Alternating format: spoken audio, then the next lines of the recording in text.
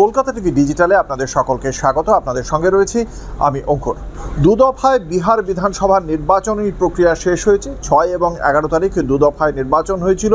প্রথম দফায় 65.08% ভোট পড়ে, দ্বিতীয় দফায় 68.79% ভোট পড়ে এবং সব মিলিয়ে প্রায় 66%-এরও বেশি ভোট পড়েছে, যা বিহারে সাম্প্রতিক অতীতে এত বেশি ভোট দেখতে পাওয়া যায়নি। আগামী 14 তারিখ অর্থাৎ আগামীকাল ভোট গণনা এবং তার আগে এই মুহূর্তে স্ট্রং রুম জুড়ে কড়া নিরাপত্তা জারি করা হয়েছে। কিন্তু সেই নিরাপত্তারই ফাঁকফোকর খুঁজে বিরোধীরা সরব। তারা বলছে ভোট চুরি হয়েছে।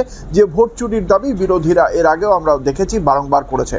যে প্রশ্নটা উঠে আসছে, বিহারের রোহতাসের সাসারামে তাকিয়া বাজার এলাকায় যে স্ট্রং রুমটি রয়েছে, সেখানে গতকাল মধ্যরাতে একটি ট্রাক ঢুকে পড়ে। ঘটনার সঙ্গে সঙ্গে সেই এলাকায় পৌঁছন আরজেডির দুই প্রার্থী দিনারা এবং সাসারামের দুই প্রার্থী ঘটনাস্থলে পৌঁছন। তাদের বক্তব্য ছিল একটি ট্রাক ঢুকেছে, তার মধ্যে অনেকগুলো ইভিএমের বক্স ছিল। যে বক্সগুলি তাদের দাবি রোহতাসের 7টি কেন্দ্রেই জয়ী হতে চলেছে বিরোধীরা, মূলত রাষ্ট্রীয় জনতা দল, এবং সেই কারণেই ইভিএমগুলি বদলে দেওয়ার ষড়যন্ত্র নিয়েই এই ট্রাকটি ভেতরে প্রবেশ করেছিল। এই অভিযোগ পাওয়ার পর তারা সেখানে পৌঁছে যান এবং আরজেডির দুই প্রার্থী দলীয় কর্মী সমর্থকদের নিয়ে বিক্ষোভ অবস্থান শুরু করেন। ঘটনার খবর পেয়ে ঘটনাস্থলে পৌঁছন জেলা শাসক এবং পুলিশ সুপার।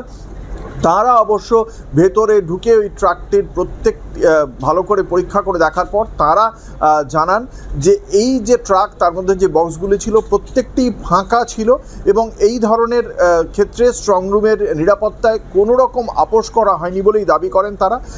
জেলা প্রশাসনের পক্ষ থেকে বারংবার আশ্বাস দেওয়ার পরেও যেটা দেখতে পাওয়া গিয়েছে, দীর্ঘক্ষণ ধরে প্রায় ভোর পর্যন্ত এই অবস্থান বিক্ষোভ চলে আরজেডির প্রার্থীদের।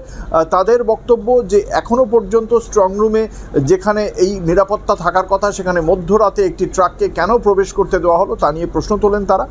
ফলে শেষ পর্যন্ত তাদের এই বক্তব্য আগামীকাল স্ট্রংরুমে যখন থেকে এই ইভিএম বক্সগুলি নিয়ে তারপরে যখন গণনা শুরু হবে, সেই গণনা নিয়ে প্রশ্ন থাকবে। কারণ এই একটি কেন্দ্রেও যদি গণনার একটু সামান্য এদিক ওদিক হয়, তাহলেই কিন্তু তাদের এই যে অভিযোগ, সেই অভিযোগ আরও বড় আকার নেবে, সন্দেহ নেই। দেখা যাক শেষ পর্যন্ত গণনায় কি হয়।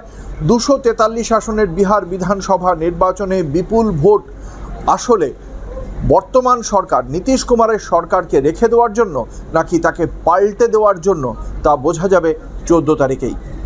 এই ধরনের খবরের আরও আপডেট দেখতে চোখ রাখুন কলকাতা টিভি ও কলকাতা টিভি ডিজিটালের পর্দায় রাত দিন 7 দিন।